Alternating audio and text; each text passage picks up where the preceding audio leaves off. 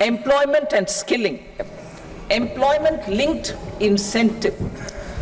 Our government will implement following 3 schemes for employment-linked incentive as part of the Prime Minister's incentive के लिए हम 3 schemes में खास तौर पर फोकस करेंगे in the EPFO and focus on recognition of first-time employees and support to employees and employers. Scheme A, पहली scheme This scheme will provide 1 month wage to all persons newly entering the workforce in all formal sectors. किसी भी formal क्षेत्र में दाखिल होने वाले लोगों को जो पहली बार नौकरी पा रहे हैं उन्हें 1 महीने की तनख्वाह दी जाएगी डायरेक्ट बेनिफिट ट्रांसफर के जरिए will be up to 15,000 rupees. The eligibility limit will be a salary of 1 lakh per month. The scheme is expected to benefit 210 lakh youths.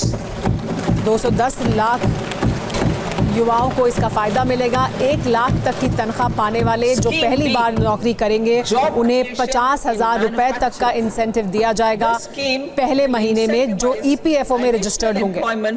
In the manufacturing sector linked to the employment of first-time employees. An incentive will be provided at specified scale directly both to the employee and the employer with respect to the EPFO contribution in the first 4 years of employment. The scheme is expected to benefit 30 lakh youth entering employment and their employers. हमारी दूसरी scheme 30 lakh युवाओं और उनको रोजगार देने वाली company और लोगों को फायदा पहुंचाएगी। Support to employers. This employer focus scheme will cover additional employment in all sectors. All additional employment within a salary of 1 lakh rupee per month will be counted. The government will reimburse to employers up to 3,000 rupees per month for 2 years towards the EPFO contribution for each additional employee. The scheme is expected तीसरी हमारी scheme रोजगार देने वाले लोगों को फायदा पहुंचाएगी। 50 lakh persons. 3,000 रुपए डायरेक्ट बेनिफिट ट्रांसफर के तहत दिए जाएंगे हर एडिशनल एम्प्लॉयमेंट जनरेट करने के लिए, यानी जैसे जैसे उनके पास लोग बढ़ेंगे उसी हिसाब से सरकार कंपनियों को और लोगों को एम्प्लॉयर्स को फायदा पहुंचाएगी। Working women hostels in collaboration with industry and establishing creches. In addition, the partnership will seek to organize women-specific skilling programs and promotion of market access for women. महिलाओं के लिए वर्किंग वुमेन हॉस्टल बनाए जाएंगे, creche बनाए जाएंगे, industry के साथ सहयोग बढ़ाकर इन्हें बनाया जाएगा और बनाया जाएगा। साथ ही महिलाओं पर केंद्रित और महिलाओं के रोजगार पर केंद्रित स्किल डेवलपमेंट स्कीम्स को भी फोकस में रखा जाएगा और उनको बढ़ावा दिया जाएगा।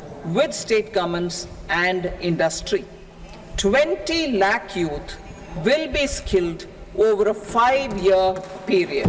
20 लाख युवाओं को स्किल रोजगार से जोड़ा जाएगा, स्किल दिया जाएगा अगले 5 साल के दौरान। 1,000 training institutes 1,000 industrial training institutes को अपग्रेड किया जाएगा। Course content and design will be aligned to the skill needs of industry and new courses will be introduced for emerging needs. Skilling loan industry की जरूरत के हिसाब से course को upgrade किया जाएगा will be revised और उसी हिसाब से लोगों को स्किल देने की कोशिश की जाएगी 5 lakh rupees उन इंस्टीट्यूट्स के जरिए जहां पर स्किल डेवलपमेंट पर केंद्रित कोर्स चलाए जा रहे हैं। To help 25,000 students every year. इससे 25,000 छात्रों को हर साल फायदा मिलेगा। Education loans for helping our youth who have not been eligible for any benefit under government schemes and policies हमारे वो छात्र जिन्हें सरकार की किसी भी स्कीम के तहत फायदा नहीं मिल रहा है या उसके लिए वो योग्य नहीं है, higher education in domestic institutions.